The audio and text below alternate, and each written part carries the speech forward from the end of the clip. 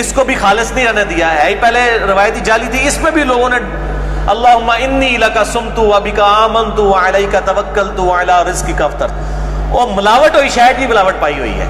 یہ دعا ویسے ہی کمزور تھی اور بالکل چھوٹا ہوا واسطہ تھا۔ اب میرے بھائیوں اگلی 5 احادیث افطار سے متعلق ہے۔ پہلی حدیث جامعہ ترمذی، سنن ابی داؤد، سنن ابن ماجہ، مسند احمد میں ہے، مشکات میں 1990۔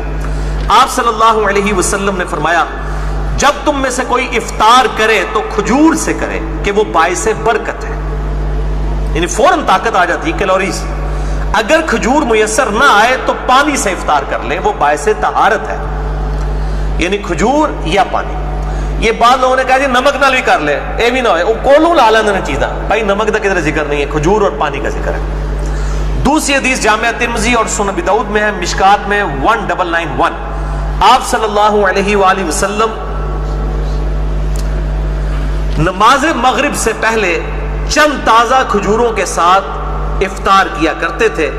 اگر کھجور نہ ہوتی تو آپ صلی اللہ علیہ وآلہ وسلم چند چھہارے کھا لیا کرتے۔ یہ چھہارے کھانا بھی سنت ہے، اور یہ جو بد دی جاتی ہے نکاح کے موقع پر یہ میٹھا تقسیم کرنا، یہ بھی سنت ہے۔ اگر چھہارے بھی نہ پاتے تو پانی کے چند گھونٹ پی کر آپ صلی اللہ علیہ وآلہ وسلم افطار فرما لیا کرتے ہیں، تو پانی سے بھی افطاری ہو جائے گی، یہ کوئی گناہ کا کام نہیں ہے۔ اکثر لوگ ضروری کھجور ہی تلاش کر رہے ہوتے ہیں، اگر کھجور نہیں ہے تو پانی کے ساتھ بھی روزہ افطار کرنا سنت ہے، یہ کوئی عیب والا معاملہ نہیں ہے۔ تیسری حدیث سنن ابی داؤد میں ہے، بڑی کریٹیکل ہے، میں اس کا نمبر بھی بتا دوں، 2357 اور مشکات میں 1993، کہ آپ صلی اللہ علیہ وآلہ وسلم جب روزہ افطار کرتے تو آپ صلی اللہ علیہ وآلہ وسلم یہ دعا پڑھا کرتے، ذهب الظمأ وابتلت العروق وثبت الاجر انشاءاللہ، پیاس چلی گئی، رگیں تر ہو گئی۔ یہ افطار کے بعد پڑھنا ہے، جب رگ واقعی تر ہو جائے، پہلے نہیں، اور اللہ کے حضور انشاءاللہ ہمارا اجر پکا ہو گیا۔ تو یہ آپ صلی اللہ علیہ وآلہ وسلم دعا پڑھا کرتے تھے۔ مشکات میں اتنے الفاظ ہیں، ابو داؤد میں پوری حدیث ہے، سنن ابی داؤد 2357۔ وہ تابعی کہتے ہیں کہ عبداللہ بن عمر کو میں نے 2 کام کرتے ہوئے دیکھا ہے، ایک تو وہ مطلقاً مٹھی کے بعد داڑھی کاٹا کرتے تھے، مطلقاً، کوئی حج عمرے کا ذکر نہیں، اور دوسرا افطار کے وقت یہ دعا پڑھا کرتے تھے، اور کہتے تھے کہ نبی صلی اللہ علیہ وآلہ وسلم بھی افطار کے وقت یہ دعا پڑھتے تھے۔ داڑھی پہ میرا مسئلہ نمبر 33 ڈیٹیل کے ساتھ آپ دیکھ سکتے ہیں، اس حدیث کو میں نے بیان کیا وہاں پر بھی۔ ایک اور مشہور حدیث ہے لیکن پکی ضعیف ہے، مرسل روایت ہے، تابعی نے صحابی سے نہیں، ڈائریکٹ نبی صلی اللہ علیہ وآلہ وسلم سے روایت بیان کی ہے، اس کو ہم کہتے ہیں مرسل، چھوٹا ہوا واسطہ، منقطع ہے، معاذ بن زہرہ تابعی سے، کہ نبی صلی اللہ علیہ وآلہ وسلم دعا پڑھتے تھے اللہم لک صمت وعلی رزقک افطرت، لیکن یہ روایت مرسل ہے، چھوٹا ہوا واسطہ ہے، ضعیف روایت ہے، اور اس کو بھی خالص نہیں رہنے دیا ہے، پہلے روایتی جعلی تھی، اس میں بھی لوگوں نے اللہم انی لک صمت وبک آمنت وعلیک توکلت وعلی رزقک افطرت، اور ملاوٹ ہوئی، شاید بھی ملاوٹ پائی ہوئی ہے۔ یہ دعا ویسے ہی کمزور تھی اور بالکل چھوٹا ہوا واسطہ تھا، اور باقی جو ساتھ ملا دیا، اور پھر کہتے ہیں کہ کیا اس میں کون سے الفاظ غلط ہیں؟ بھائی بخاری اور مسلم دونوں میں حدیث موجود ہے، بخاری میں 247 ہے اور مسلم میں 6882۔ ایک صحابی کو آپ صلی اللہ علیہ وسلم نے دعا تعلیم فرمائی، اس میں الفاظ تھے بنبیک الذی ارسلت، میں ایمان لایا اس کتاب پر جو تو نے اپنے نبی کے ساتھ نازل کی۔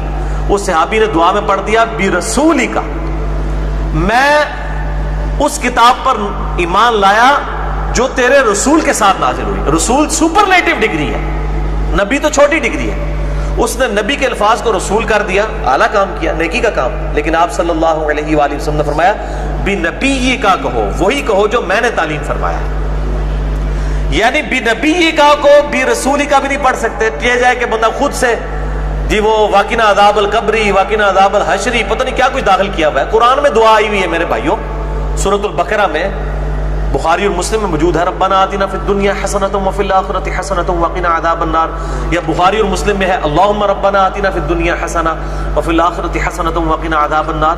دنیا میں سب کچھ دنیا آ گیا، آخرت میں قبر آخرت کی منزلوں میں سے پہلی منزل ہے، بخاری اور مسلم میں حدیث ہے، وقنا عذاب النار، وقنا عذاب النار، ربنا آتنا فی الدنیا حسنہ وفی الآخرۃ حسنہ، آخرت کی حسنہ ہونے میں عذاب قبر سے بھی، عذاب محشر سے بھی، اور اسی طریقے سے پولیس رات، یہ ساری چیزیں وفی الآخرت حسنہ میں آتی ہیں، اور واقعی عذاب النار میں تو الٹیمیٹ کامیابی آ گئی الحمدللہ۔ چوتھی حدیث شعب الایمان امام بیہقی کی کتاب میں ہے، اور شرح السنہ امام بغوی کی کتاب میں، اور مشکات میں 1992 ہے۔ آپ صلی اللہ علیہ وآلہ وسلم نے فرمایا جو شخص کسی روزہ دار کا روزہ افطار کرائے یا کسی مجاہد کی تیاری کروائے تو اسے بھی اس روزہ دار اور مجاہد کے مثل ثواب دیا جائے گا الحمدللہ۔ اب یہ مجاہد کو مسلمانوں کا گلا نہ کاٹنے گیا ہو جو واقعی جہاد ہو، یہ اس کانٹیکسٹ میں ہے۔ پانچویں حدیث افطار کے وقت دعا کی قبولیت کے اعتبار سے جامعہ ترمذی اور سنن ابن ماجہ میں ہے، مشکات میں 2249۔ آپ صلی اللہ علیہ وآلہ وسلم نے فرمایا 3 لوگوں کی دعا قبول ہوتی ہے۔ نمبر 1 روزہ دار جب افطار کے وقت دعا کرتا ہے، افطاری کا وقت دعا کی قبولیت کا وقت ہے۔ نمبر 2 عادل بادشاہ کی دعا۔ نمبر 3 مظلوم کی دعا۔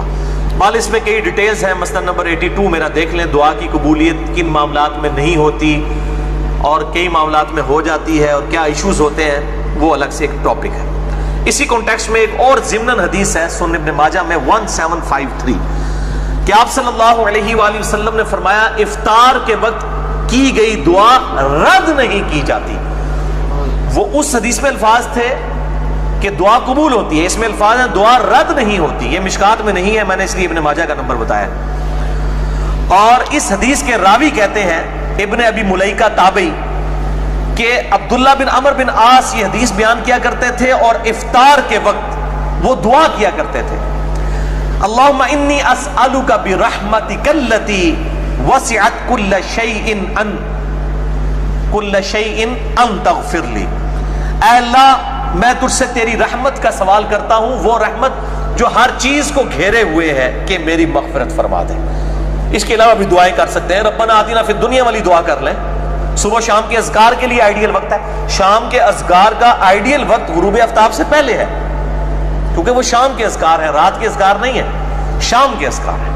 تو سب سے بہتر وقت وہ ہے کہ آپ مغرب اور عصر کے درمیان اور مغرب سے جسٹ پہلے افطار کے وقت صبح شام کے اذکار، وہ بلو کارڈ جو ہمارا ہے وہ کریں۔